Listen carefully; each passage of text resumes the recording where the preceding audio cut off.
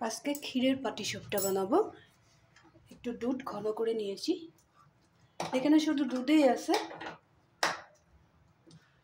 আর একটু ঘন করার জন্য, যাতে ক্ষীরের পুরটা খুব সুন্দর করে দিতে পারি, একটু নারকেল দিয়ে দিলাম।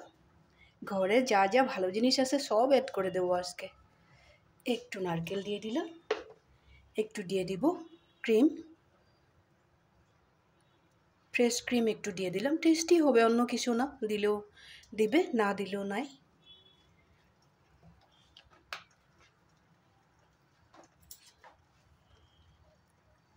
একেবারে কম পরিমাণে একটু ঘি দিয়ে দেব।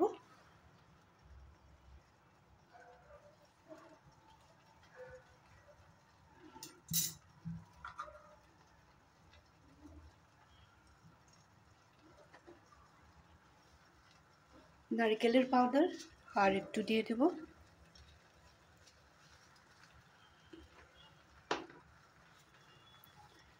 আর একটা জিনিস দিব, একটু আমুল, যাতে খুব তাড়াতাড়ি ঘন হয়ে যায়।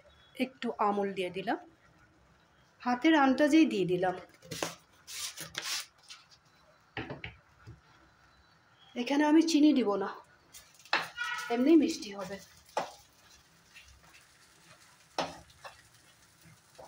এই কটা জিনিস দেওয়ার সাথে সাথেই ঘন হয়ে গেল। আর দুধটা আমি আগেই ঘন করে রেখেছিলাম। এখন গ্যাসের ফ্লেমটা একটু কমিয়ে দেব। এখানে আমি আরও একটু দিয়ে দেব, ক্রিম আরও একটু দিয়ে দেব।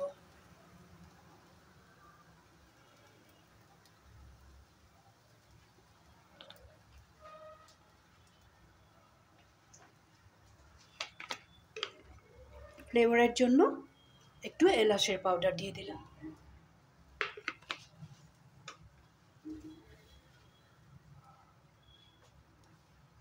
এদিকে আমি রেখেছি 1 কাপ ময়দা আর 1 কাপ চালের গুঁড়া,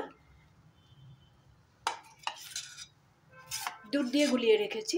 এই ধরনের একটা ব্যাটার বানিয়ে রেখে দিয়েছি। খুব ভারীও করি নাই, খুব পাতলাও করি নাই, এই ধরনের। কিছু সময় হয়ে গেল, আমি এখানে দেখাই নাই, ভিডিওটা খুব বেশি বড় হয়ে যাবে, তার জন্য দেখাই নাই। এখন বলে দিলাম, 1 কাপ ময়দা দিয়েছি, 1 কাপ চালের গুঁড়া, আরও জল দিয়ে গুলাইনি, একটু দুধ দিয়ে গুলিয়ে নিয়েছি। এই ধরনের একটা ব্যাটার বানিয়ে নিয়েছি, এটাও দেখিয়ে দিলাম। তোমরা ওইভাবে বানিয়ে নেবে, এই ধরনের হবে।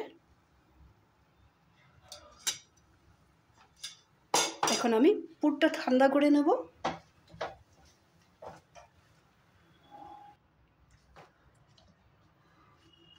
একটা তাওয়া বসিয়ে দিলাম, একটু সাদা তেল ব্রাশ করে নেব।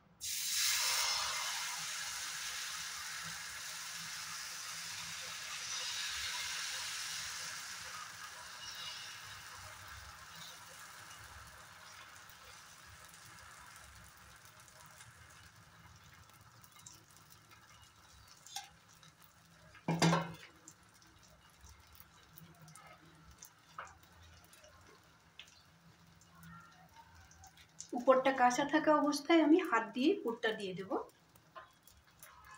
এভাবে এক সাইডের দিকে দেব।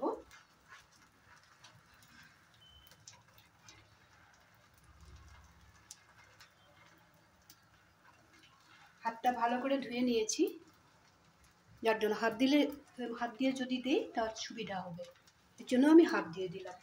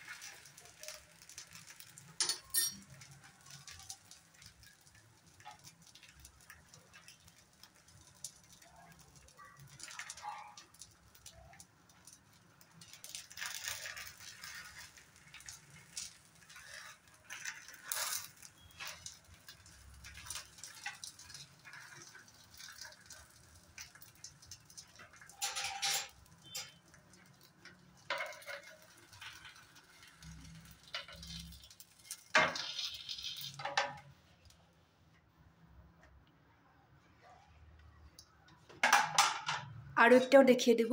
এখন আরও তেল ব্রাশ করব না।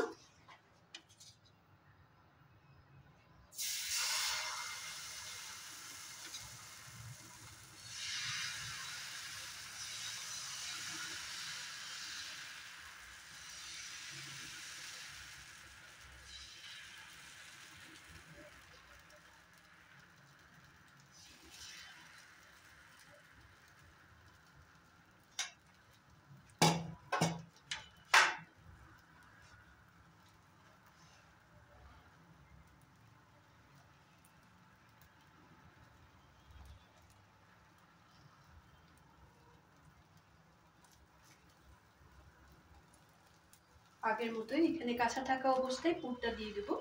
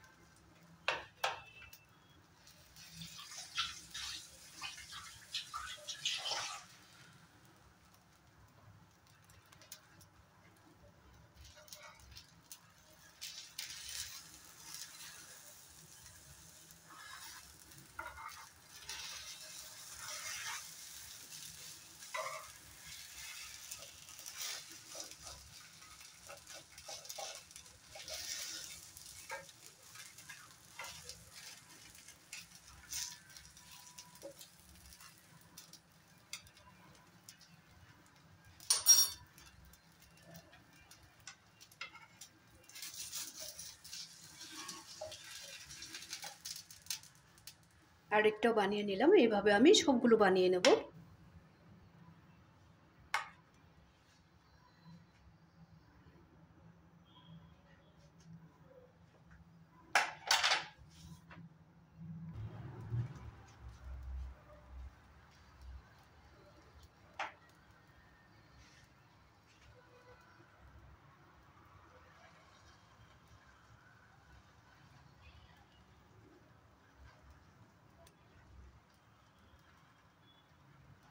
ক্ষীর পাটিসাপটা আমার সবগুলো রেডি হয়ে গেছে, একটাই বাকি ছিল, এটাও দেখিয়ে দিলাম।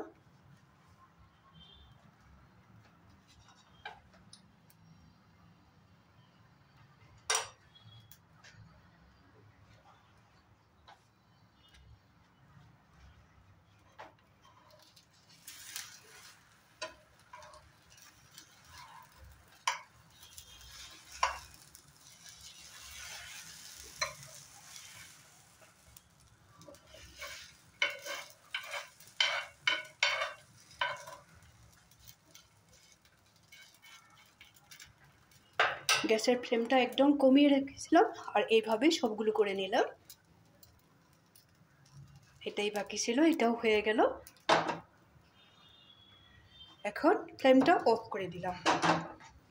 আর এই ধরনের পিঠাগুলো সাদা সাদা হলেই দেখতে ভালো লাগে, আর একদম পাতলা করে দিতে লাগে, তাহলে ভিতরটা বয়েল হয়ে যায় আর কি। এখন আমি এইটাও নামিয়ে রাখলাম। এখানে 1 কাপ ময়দা আর 1 কাপ চালের গুঁড়া দিয়ে কতগুলো পিঠা হয়ে গেল। আর ক্ষীরটা এরকম, ক্ষীরের মধ্যে কি কি দিয়েছি একটু দেখিয়ে দিলাম, এই ধরনের হবে। তোমরাও এভাবে পাটিসাপটা পিঠা কেউ যদি বানিয়ে থাকো তো বানিয়েছো, যদি বানাও নাই এইভাবে বানাবে, তো খুব বেশি টেস্টি হয়। ময়দা আর চাউলের পরিমাণটা খুব যুগমতো দিতে হয়, আর জল দিয়ে গুলাতে নিই।